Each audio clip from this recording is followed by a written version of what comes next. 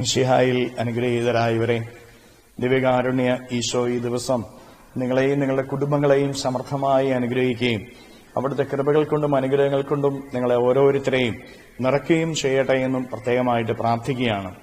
വിശുദ്ധ മർക്കോസിന്റെ സുവിശേഷത്തിന്റെ 1-ാമത്തെ അധ്യായത്തിലെ 40-ാമത്തെ തിരുവചനത്തില് നമ്മൾ വായിക്കുകയാണ്. ഒരു കുഷ്ഠരോഗി കർത്താവിന്റെ അരികിലേക്ക് കടന്നു വന്നിട്ട് അവനോട് പറയുകയാണ്, അങ്ങേക്ക് മനസ്സുണ്ടെങ്കിൽ എന്നെ ശുദ്ധനാക്കാൻ കഴിയും. പ്രിയപ്പെട്ടവരെ, വലിയ രോഗാവസ്ഥയിലാണ്. സമൂഹം മാറ്റി നിർത്തിയവനവൻ. എങ്ങനെയെങ്കിലും സൗഖ്യം പ്രാപിക്കണമെന്നുള്ള ഒരു ആഗ്രഹം അവന്റെ ഉള്ളിലുണ്ടായിരിക്കും. പക്ഷെ അവൻ കർത്താവിന്റെ അരികിലേക്ക് വന്നിട്ട് പറയുന്നത് എന്താ? അങ്ങേക്ക് മനസ്സുണ്ടെങ്കിൽ എന്നെ ശുദ്ധനാക്കാൻ കഴിയും. അങ്ങയുടെ ഇഷ്ടം എന്നിൽ നിറവേറട്ടെ. വലിയ പ്രതിസന്ധിയില്ല. സമൂഹത്തിൽ ഒറ്റപ്പെട്ട് കിടക്കുക, മാറ്റി നിർത്തപ്പെടുക. പക്ഷെ ആ അവസ്ഥയിൽ പോലും അവൻ വന്നിട്ട് കർത്താവിനോട് പറയാണ്, കർത്താവെ, അങ്ങേക്ക് മനസ്സുണ്ടെങ്കിൽ, അങ്ങയുടെ ഇഷ്ടം, അങ്ങേക്ക് ഇഷ്ടമുണ്ടെങ്കിൽ മാത്രം എന്നെ സുഖപ്പെടുത്തിയാൽ മതി. എത്രയോ എളിമയോടുകൂടെ ഈശോയുടെ മുമ്പിൽ പ്രാർത്ഥിക്കുക. വലിയ വേദനയുടെ നടുവിൽ കിടന്നിട്ട് അവൻ പറയുകയാണ്, അങ്ങയുടെ ഇഷ്ടം എന്നിൽ നിറവേറട്ടെ കർത്താവെ. ഞാൻ അങ്ങ് ആഗ്രഹിക്കുന്നില്ലെങ്കിൽ ഞാൻ സഹിച്ചോളാം. ഇനി അങ്ങേക്ക് ഇഷ്ടമാണോ ഞാൻ സൗഖ്യമാക്കപ്പെട്ടു കൊള്ളട്ടെ. ഈ മനോഭാവത്തിൽ പ്രാർത്ഥിക്കാൻ നമുക്ക് പറ്റുന്നുണ്ടോ? ഈ കുഷ്ഠരോഗിയെ കർത്താവ് പറയാണ്, എനിക്ക് മനസ്സുണ്ടെന്നേ. ഇങ്ങനെ പ്രാർത്ഥിക്കുന്നവന്റെ ജീവിതത്തിൽ ഇടപെടാതിരിക്കാൻ കർത്താവിന് പറ്റുമോ? കർത്താവ് അപ്പൊ പറയാ, എനിക്ക് മനസ്സുണ്ട്. പ്രിയപ്പെട്ടവരെ, നമ്മളും പ്രാർത്ഥിക്കേണ്ടത് ഇങ്ങനെയാ. അങ്ങേക്ക് ഇഷ്ടമുണ്ടെങ്കിൽ നമ്മുടെ ജീവിതത്തിൽ കടബാധ്യതയുടെ നടുവിൽ കിടന്ന് നമ്മൾ ഉഴലുകയായിരിക്കാം. ഒത്തിരി പരിശ്രമിച്ചിട്ടും വിജയിക്കാൻ പറ്റുന്നില്ലായിരിക്കാം.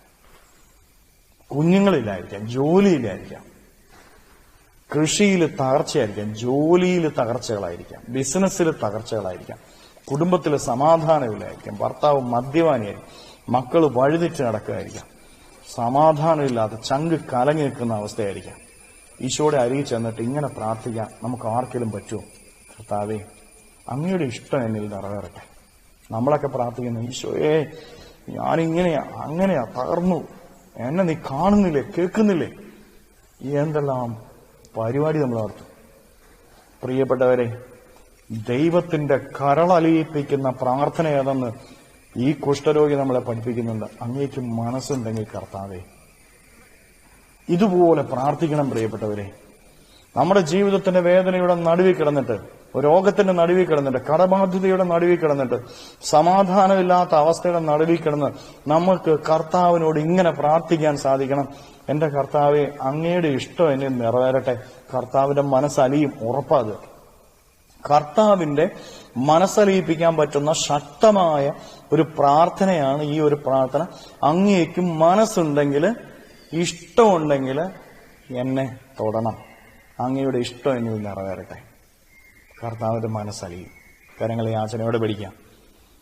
കർത്താവെ, ഇതാ എന്റെ ജീവിതത്തെ തരുന്നു, അങ്ങയുടെ ഇഷ്ടം എന്നിൽ നിറവേറട്ടെ എന്ന് പ്രാർത്ഥിച്ചുകൊണ്ടെന്ന് സ്തുതിച്ചേ. ഹല്ലേലൂയ. ഈശോയെ നന്ദി. Hallelujah, hallelujah, hallelujah, hallelujah, hallelujah, hallelujah. കർത്താവായ ഈശോയെ, മക്കളെ ഓരോരുത്തരെയും സമർപ്പിക്കുന്നു.